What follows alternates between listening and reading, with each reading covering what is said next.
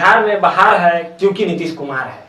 ये तमाम नारों से बिहार की राजनीति में अपने पेड़ जमाने वाले नीतीश कुमार की राजनीति पर कि बिहार में क्या सुशासन राज है या फिर कुशासन।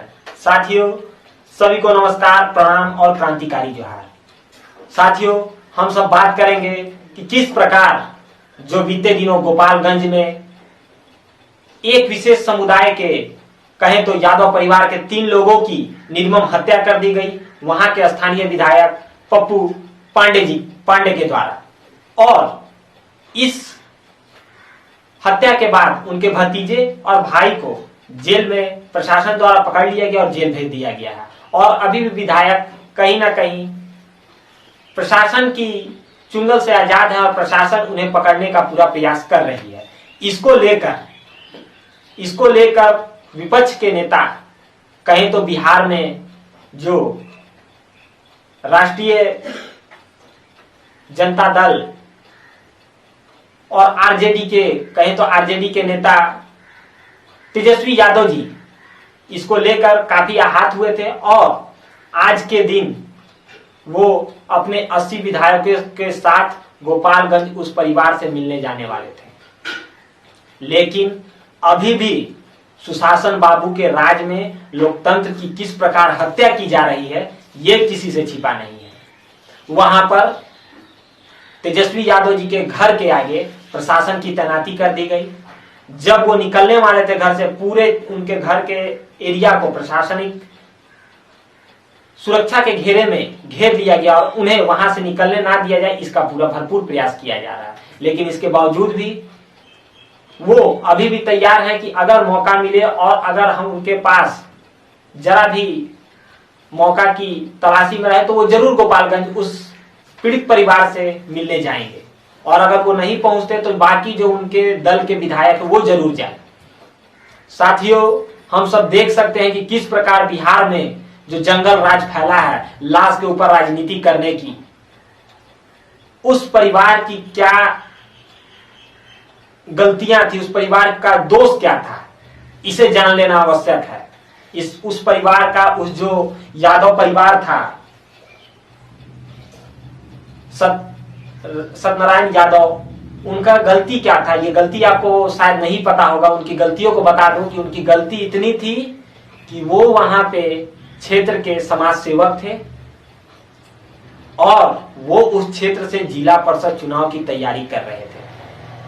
वहीं जो कि पप्पू पांडे जी के भतीजा हैं, वो भी वर्तमान समय में वहां जिला पार्षद के अध्यक्ष हैं।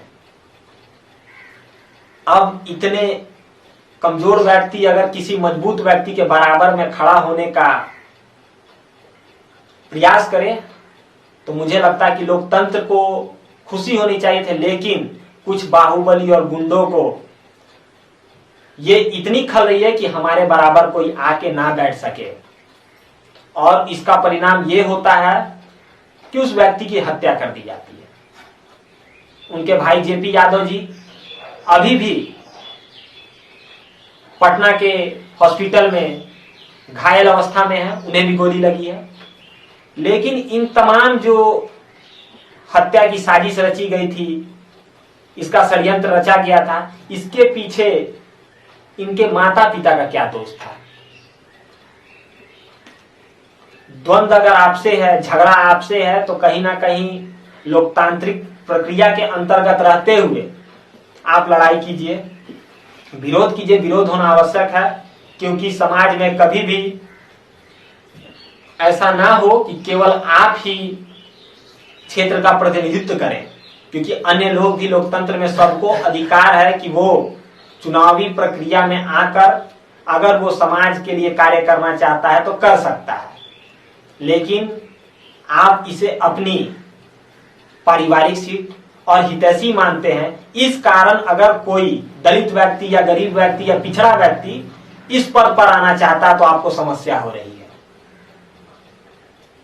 और इससे पहले भी हमने देखा कि किस प्रकार बिहार और उत्तर प्रदेश में अन्य समुदायों की हत्या हो रही है। इसमें भी यादव समुदाय जो है पूरे आगे पायदान पे दिख रहे कि लगातार इनकी हत्याएं हो रही है। आखिर कारण क्या है? और तो और हम लगातार ये मीडिया के माध्यम से और अन्य अन्य माध्यमों से देखें तो ये पता चलता है कि बिहार में किसका राज है तो सुशासन राज है, बिहार में किसकी सरकार है तो सुशासन बाबू की सरकार है। क्या यही सुशासन की सरकार है? अगर ये है सुशासन की सरकार तो इससे अच्छा जंगल राज था, इससे अच्छा जो पहले का भारत था, वो पहले का बिहार था, वो इससे अच्छा था, जहां लोगों को खुली हवाओं में सांस लेने का अधिकार था।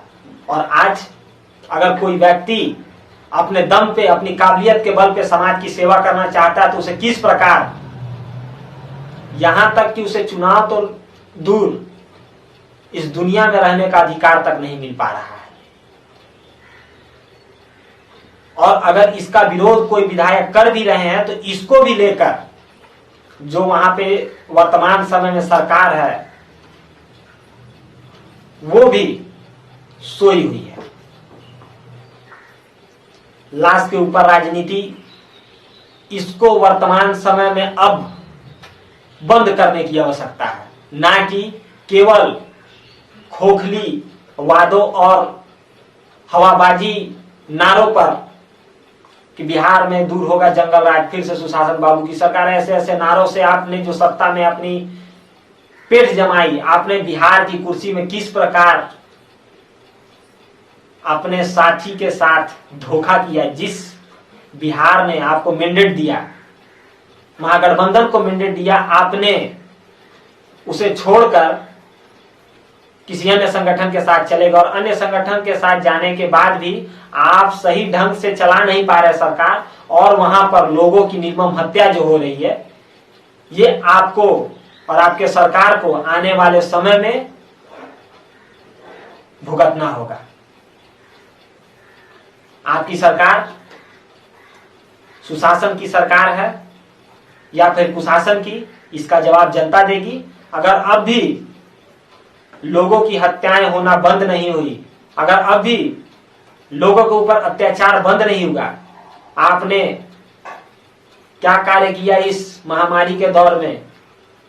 मजदूरों और गरीबों को कोई लाभ नहीं मिला, और यहां तक कि उनको लाभ के बदले अगर कोई पीड़ित परिवार, गरीब परिवार अगर इस दौर में भी मदद करने का प्रयास कर रहा है और वो अपने काबिलियत के दम पे आगे बढ़ने का प्रयास किया जा रहा, तो आप उसमें भी उसे ये अधिकार दिलाने के बजाय सीधे दूसरी दुनिया में भेजने का काम कर रहे हैं।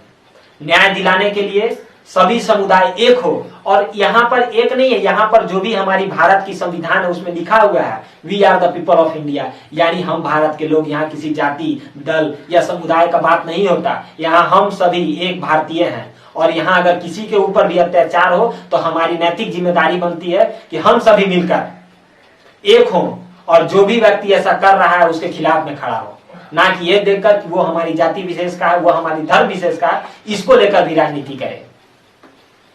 मैं आपसे निवेदन करूंगा, निवेदन नहीं आपको चेता रहा हूं, बिहार के सुशासन बाबू आपको चेताना चाहता हूं कि आप वर्तमान समय में जो कुशासन की सरकार को अपने क्षेत्र में स्थापित किए हुए हैं, इसे रोक लगाइए, अन्यथा आपको इसका खामियाजा आने वाले चुनावों में भुगतना होगा। धन्यवाद।